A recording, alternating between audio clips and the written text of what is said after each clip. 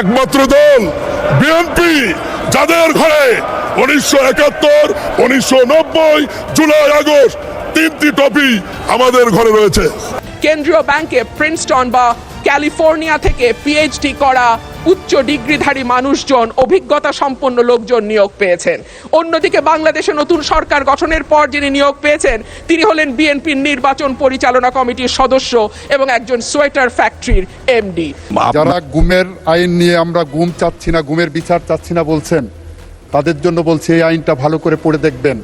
এই বিলটি পাশ করা প্রসঙ্গে মাননীয় আইনমন্ত্রী যে কথাগুলো বলেছেন, আমার কাছে এটা অনাহুত এবং এইটার সাথে আমি এটাকে সম্পৃক্ত মনে করি না। এই অংশটা না বললেই ভালো হতো। মাননীয় মন্ত্রী, বাইরে কত লোক কত কথা বলে, আপনি সংসদের মধ্যে যে আলোচনা হয়, ধন্যবাদ। আপনি সংসদের আলোচনার মধ্যে সংসদ সদস্যদের বক্তব্যের মধ্যে আপনার বক্তব্য সীমাবদ্ধ রাখেন। বাইরের কথা শোনার প্রয়োজন জাতীয় সংসদে এখন নাই। মাননীয় আইন, বিচার ও সংসদ বিষয়ক মন্ত্রী জনাব আসাদুজ্জামান, আপনি বিলটি পাশ করার প্রস্তাব উত্থাপন করতে পারেন। মাননীয় স্পিকার, আপনাকে ধন্যবাদ। মাননীয় স্পিকার, এই বিলটি পাশ করার আগে আমি একটা বাক্য আপনার সামনে, কয়েকটা বাক্য মাননীয় বিরোধী দলের সদস্যদের সহ এই সংসদে উপস্থাপন করতে চাই। এটি এমন একটি বিল যে বিলের মধ্যে ক্রাইম এগেনস্ট হিউম্যানিটির ডেফিনেশনের মধ্যে গুমকে অন্তর্ভুক্ত করা হয়েছে। এটি এমন একটি বিল যে বিলের মাধ্যমে আমরা আন্তর্জাতিক অপরাধ ট্রাইব্যুনালে গুমের বিচারকে সঠিক পথে নিয়ে যাওয়ার জন্য আমরা গুমকে একটি মানবতা বিরোধী অপরাধ হিসেবে ডিফাইন করেছি। সেই কারণে মাননীয় স্পিকার, যারা গুমের আইন নিয়ে আমরা গুম চাচ্ছি না, গুমের বিচার চাচ্ছি না বলছেন, তাদের জন্য বলছি এই আইনটা ভালো করে পড়ে দেখবেন। যে গুমটা ক্রাইম এগেনস্ট হিউম্যানিটিতে ছিল না, গুমটা ক্রাইম এগেনস্ট হিউম্যানিটির মধ্যে আমরা অন্তর্ভুক্ত করে গুমের ব্যাপারে আমরা যে বিচার করতে বদ্ধপরিকর, সেইটারই একটি ডেমনস্ট্রেশন এই আইনের মধ্যে আমরা এনেছি। মাননীয় স্পিকার, বিরোধী দলের নেতা বলুন। মাননীয় স্পিকার, আপনাকে ধন্যবাদ। এই বিলটি পাশ করা প্রসঙ্গে মাননীয় আইনমন্ত্রী যে কথাগুলো বলেছেন, আমার কাছে এটা অনাহুত এবং এইটার সাথে আমি এটাকে সম্পৃক্ত মনে করি না। এই অংশটা না বললেই ভালো হতো। ওই নির্দিষ্ট সময় যখন আসবে তখন আলোচনায় আমরা অংশগ্রহণ করব। এখানে এই ব্যাপারে আর কিছু বলতে চাচ্ছি না। ধন্যবাদ আপনাকে। মাননীয় আইনমন্ত্রী, এই সম্পর্কে তো কেউ আপত্তিও দেয় নেই। আপনি যে সর্বশেষ যে কথাটি বললেন, কোনো আপত্তি তো এই সংসদে কারো কাছ থেকে শুনি নেই আমরা। আপনি কিছু বলবেন? আইনমন্ত্রীকে মাইক দিন। বাইরে গুমের বিচার করার ব্যাপারে এই সরকারের সদিচ্ছাকে অনেকে প্রশ্ন তোলার চেষ্টা করেছেন। সেই কারণে এই বিলটাকে আমরা উপস্থাপনের আগে আপনার সামনে ক্লিয়ার করলাম যে আমরা গুমের ব্যাপারে, গুমের বিচার ব্যাপারে কতটা কমিটেড। এই সরকার গুমের সাথে সম্পৃক্ত অপরাধীদেরকে বিচারের আওতায় আনার জন্য কতটা কমিটেড, সেইটাই মাননীয় স্পিকার আপনার মাধ্যমে গোটা পার্লামেন্ট এবং দেশবাসীকে অবহিত করলাম। মাননীয় মন্ত্রী, বাইরে কত লোক কত কথা বলে, আপনি সংসদের মধ্যে যে আলোচনা হয়, ধন্যবাদ। আপনি সংসদের আলোচনার মধ্যে সংসদ সদস্যদের বক্তব্যের মধ্যে আপনার বক্তব্য সীমাবদ্ধ রাখেন। বাইরের কথা শোনার প্রয়োজন জাতীয় সংসদে এখন নাই।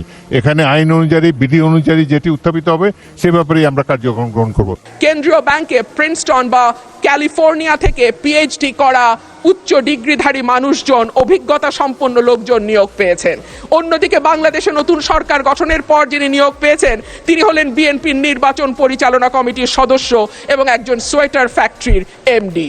আপনার বক্তব্যের ফ্লো যেন ঠিক থাকে সেই জন্য টানা 10 মিনিট দেওয়া হয়েছে। অলরেডি বাংলাদেশের নাম গেছে। এর সরাসরি প্রভাব পড়ে নিম্নবিত্ত এবং মধ্যবিত্ত মানুষের ওপর, যাদের মোট আয়ের 2/3 থেকে অর্ধেক পর্যন্ত খাবার কিনতেই চলে যায়। ক্রমাগত মূল্যস্ফীতি দারিদ্র্য বাড়ায়, পুষ্টিহীনতা তৈরি করে এবং আগামী প্রজন্মের মেধা বিকাশে সরাসরি প্রভাব রাখে। মাননীয় স্পিকার, প্যারা 7-এ রাষ্ট্রপতি 19শে ফেব্রুয়ারি পর্যন্ত বৈদেশিক মুদ্রার যে রিজার্ভ সেটা দাঁড়িয়েছে $34.78 বিলিয়ন বলে ঘোষণা করেছেন। এই বৈদেশিক মুদ্রা আয়ের প্রধান খাত হলো পোশাক রপ্তানি। এরপর আছে প্রায় 1 কোটি প্রবাসীর পাঠানো রেমিটেন্স, বৈদেশিক ঋণ, ফরেন ডিরেক্ট ইনভেস্টমেন্ট বা FDI, বৈদেশিক অনুদান ইত্যাদি।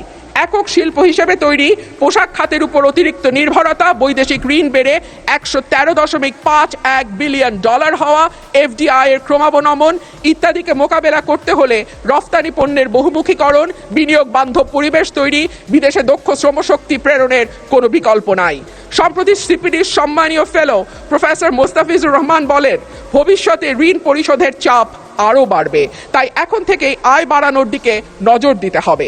রপ্তানি ও প্রবাসী আয়ের প্রবাহ শক্ত না হলে এই চাপ সামাল দেয়া সত্যিই কঠিন। পাশাপাশি হুন্ডি ও অর্থ পাচার বন্ধে কঠোর ব্যবস্থা নেওয়ার কথা বলা হয়েছে।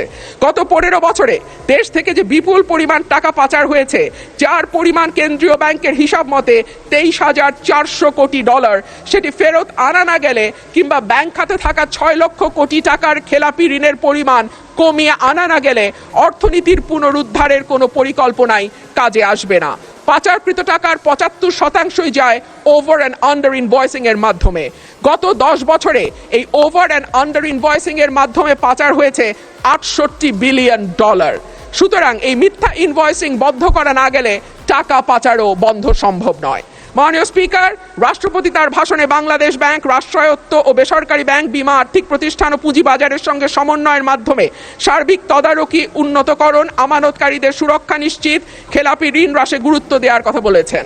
যে কোনো দেশে কেন্দ্রীয় ব্যাংক হলো আর্থিক প্রতিষ্ঠানের নিয়ন্ত্রক সংস্থা, এটি সরকারের ব্যাংক হিসেবে কাজ করে। দক্ষিণ এশিয়ার দেশগুলোর দিকে তাকালে দেখা যায় কেন্দ্রীয় ব্যাংকে প্রিন্সটন বা ক্যালিফোর্নিয়া থেকে পিএইচডি করা উচ্চ ডিগ্রিধারী মানুষজন, অভিজ্ঞতা সম্পন্ন লোকজন নিয়োগ পেয়েছেন। অন্যদিকে বাংলাদেশে নতুন সরকার গঠনের পর যিনি নিয়োগ পেয়েছেন তিনি হলেন বিএনপির নির্বাচন পরিচালনা কমিটির সদস্য এবং একজন সোয়েটার ফ্যাক্টরির এমডি। মাননীয় স্পিকার, আমি আপনাকে অনুরোধ করব আমার সময় 2 মিনিট বাড়িয়ে দিতে। মাননীয় স্পিকার, একই ঘটনা আমরা বিশ্ববিদ্যালয়ের উপাচার্য নিয়োগের ক্ষেত্রেও দেখেছি। সবগুলো বিশ্ববিদ্যালয়ে দলীয় ভিসি, প্রভিসি নিয়োগ দেওয়া হয়েছে। দল করা দূষণীয় কিছু নয়, কিন্তু দল না করলে যদি নিয়োগ না হয় সেটা দুর্ভাগ্যজনক। দলদাস শিক্ষকদের হাতে। ধন্যবাদ মাননীয় সদস্য। মাননীয় চিফ হুইপের অনুরোধে অলরেডি আপনাকে আজকের দিনের মধ্যে সর্বোচ্চ সময় দেওয়া হয়েছে 10 মিনিট। আপনার বক্তব্যের ফ্লো যেন ঠিক থাকে সেই জন্য টানা 10 মিনিট দেওয়া হয়েছে। মাননীয় সদস্য, আপনাকে অসংখ্য ধন্যবাদ। আমাদের মাননীয় সদস্য,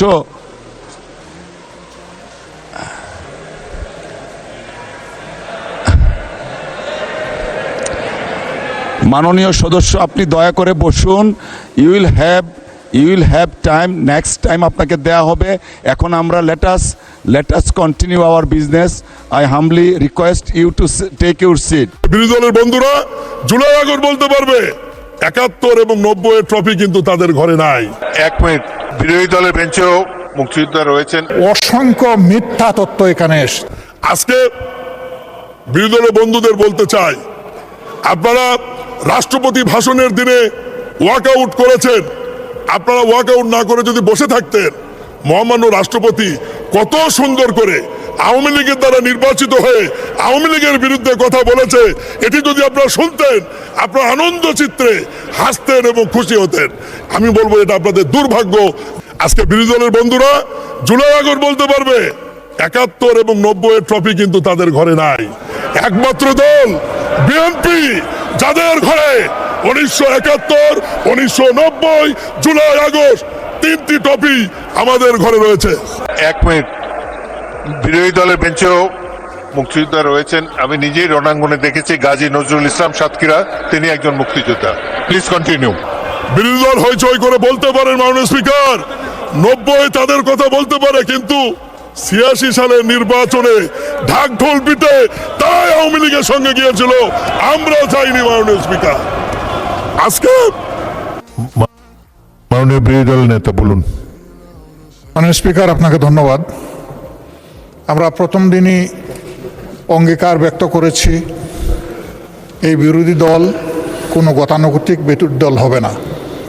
ন্যায়সঙ্গত সকল কাজে সমর্থন, সহযোগিতা, অন্যায় এবং জনগণের অধিকার হরণকারী সকল পদক্ষেপে আমাদের কণ্ঠ থাকবে আপোষহীন। আমরা সে কথাই বলেছি।